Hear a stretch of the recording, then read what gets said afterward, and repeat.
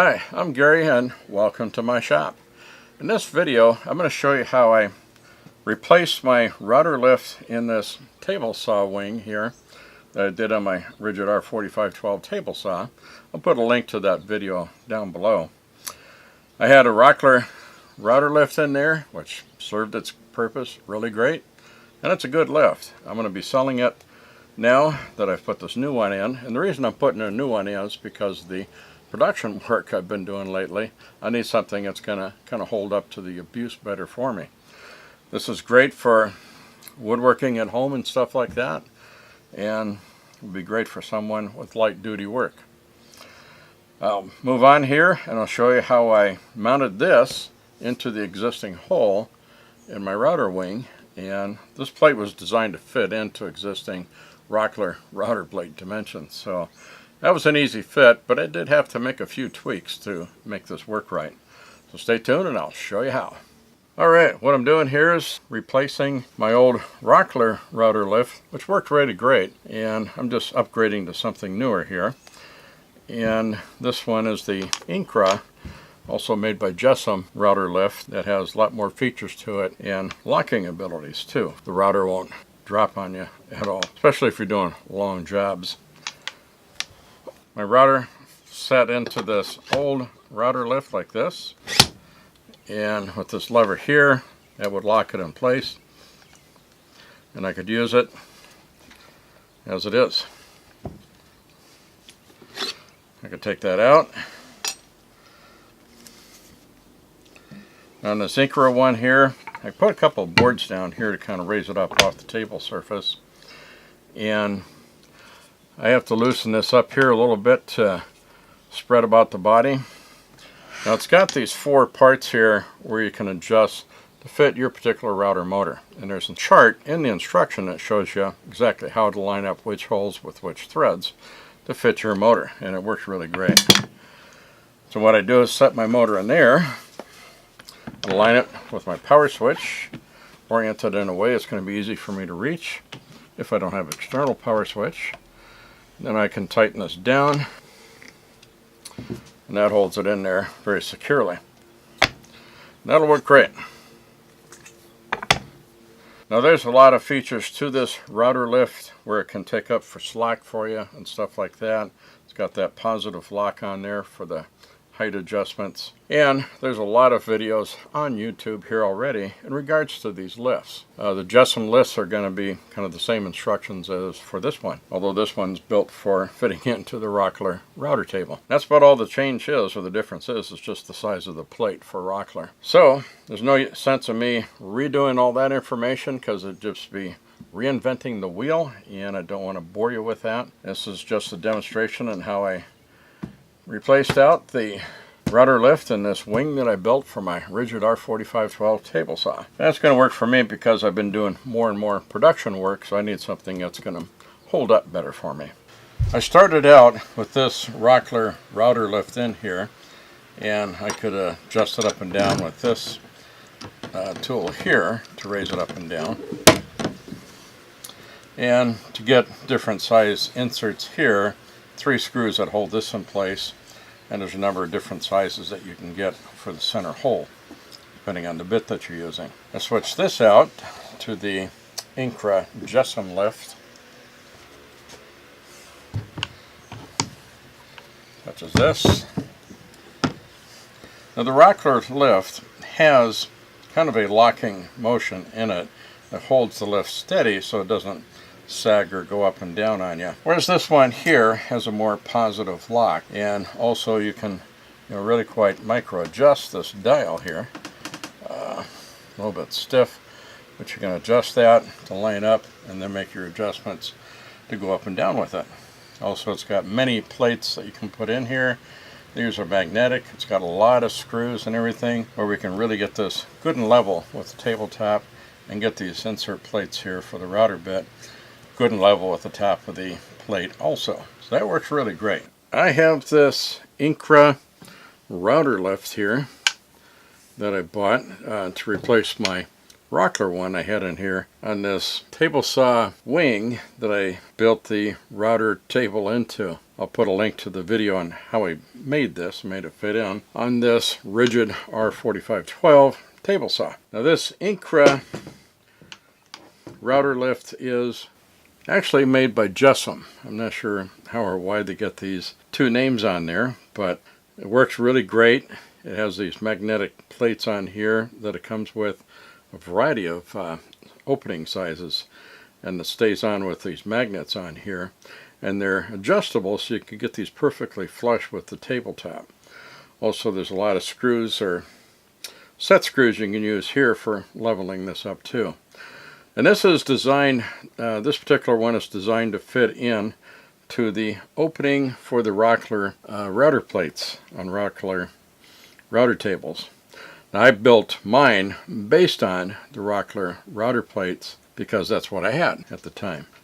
Still got it, but I'm replacing it with this, and I'll probably be selling my old one. But this fits in here fairly well.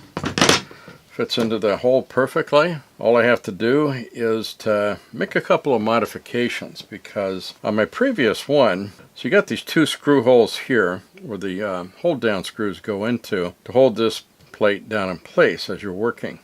And for my previous one, instead of the holes being on these two corners, they're actually on these two corners instead. So what I'm going to have to do is to drill holes on these two corners here.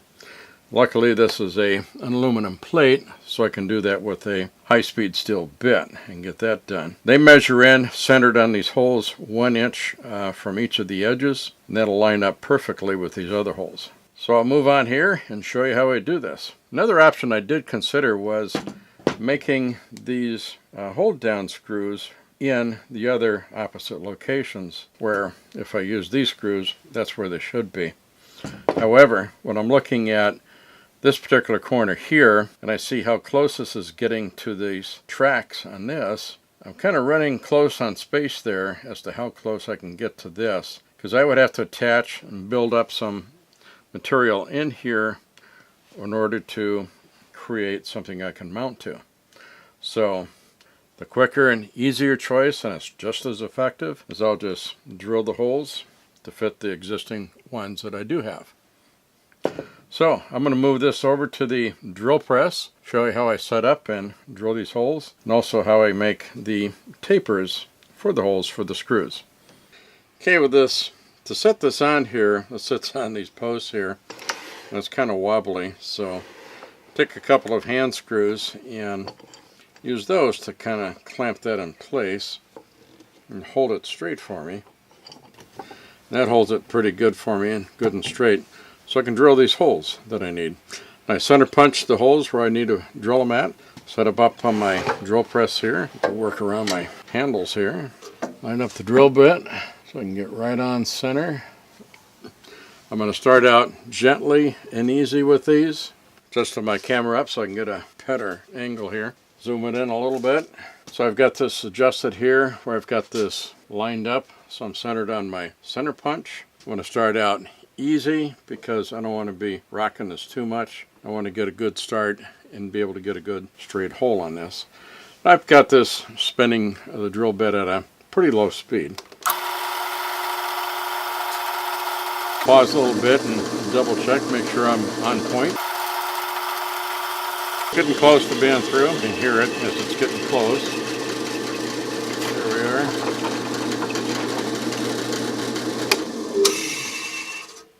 Gee, that looks pretty. Kind of like a Christmas decoration. Okay, I'll turn this around and do the other end. Like I said, take it easy. Don't try and force this too fast. They're coming through. Okay. Now what I'll do is I'll double check how my holes line up with the board. Well, I got the holes screwed into my template here, and then I found out that these holes don't line up with these threaded inserts that are in here. Apparently these are off kilter from what they should be from when I did that previous plate. So outline with a pencil here where the hole really falls at. So what I'm going to do is remove these threaded inserts, drill it out a little bit, put in a hardwood dowel or softwood dowel because this is MDF, and then I'll re-drill it and reinsert the threaded inserts so they're correctly located. Okay, after removing this threaded inserts here, found the leftover hole is a 3/8 hole. So I found some 3/8 dowel in the shop, cut them to length to fill this all the way through, and just be a little bit proud. And I'll trim this off. I'll give this a good long time for this glue to set and hold because I want it to be really strong.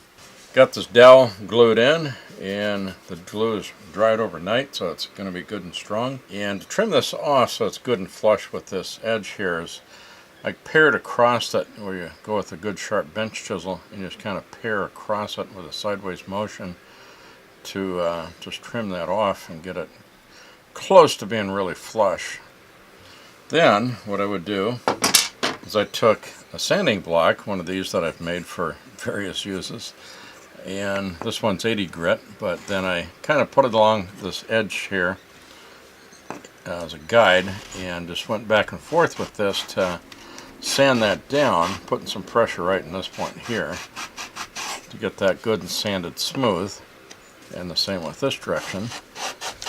Approach it from a couple different directions. So I've got that, so it's really good and smooth. Now I'm going to be ready to set up and drill this.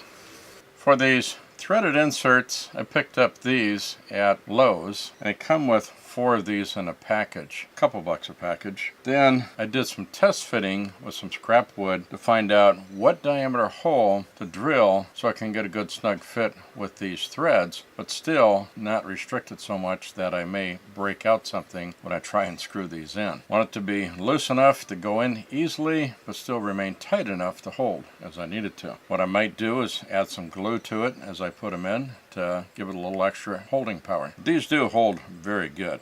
And I found out that the size Allen wrench for driving these in, they have an Allen socket, is a number 6 millimeter. And that makes for perfect fit in this, and it'll be great for driving it in. If you get too small of a Allen wrench, could cause this to mushroom a little bit, and that could be a problem with trying to drive it in or get them back out again if it mushrooms on you. So you want to make sure you got a good fit with the Allen wrench, and this one is 6 millimeters, so that'll work best. Okay, as I said, I did some test drilling to make sure I get the right size hole for these threaded inserts to go into. And since this is a couple of different types of wood materials, I got like a hardwood dowel here, and this MDF is a softer material. So what I'm afraid of is that with drilling, if I don't give myself a good steady guide here, my drill bit's going to wander off into the softer wood, and that's going to put my hole off kilter or off location, which won't be a good deal. So to combat that, I have one of these big gator tools, it's called. And it's got American sizes here. It's got a 5/16. What I'm going to do is center mark this with my scribe, and then I'm going to drop my 5/16 into this hole here. I'll get the tip of this brad point into the scribe mark that I made, so it's perfect. I'm going to clamp each side of this down to hold it perfectly in place. And that'll hold me for a perfect alignment and also keep me from wandering off into the softer wood. So I'll get that set up and then drill these holes. Alright, I set my router plate in here and marked the holes for my template, and then I put a scribe mark in here as close to center as I thought I could, and I'll be putting this guide on here with my drill bit, lining that up with that, and drilling the hole. Okay, I've got this gator guide clamped on here so I can keep this in position and keep it going straight.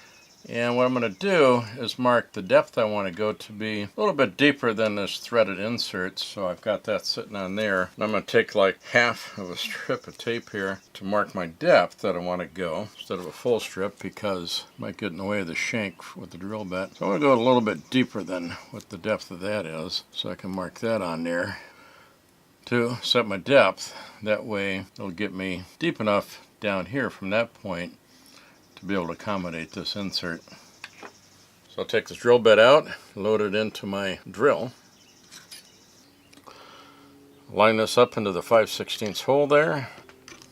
Okay, then kind of go slow and easy on this.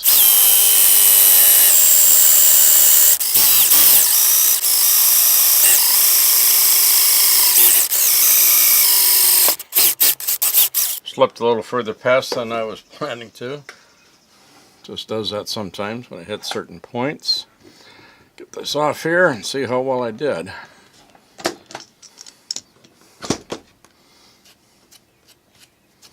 Alright, looks like I've hit that on pretty good. Now I'll do the other hole on the other side, and I'll be ready to mount the router plate into there. Alright, I tested the fit, how these holes line up on the router plate. They line up good. So now my next step will be to drive in these threaded inserts. So I will get those installed and come back and finish it up. Alright, so I've got this mounted in here. Got my 2 hold down screws here. Now, as per the instructions and a lot of other videos will show you, I'll go around and get all my leveling screws set up. And also it's got a lot of these set screws all around the perimeter here where you can tweak and get your balance perfect so that your table is perfectly level. I've got a few spots here that catches, but I'll get these all leveled up and straight, and that'll be set. Now, something nice about this one is it comes with all these variety of plates here of diameters and so forth that you can stick in here. Most commonly one I probably use is, I think it's 1.5 inch opening here. And you set it in here so that this notch lines up with this notch here. And these are all magnets here.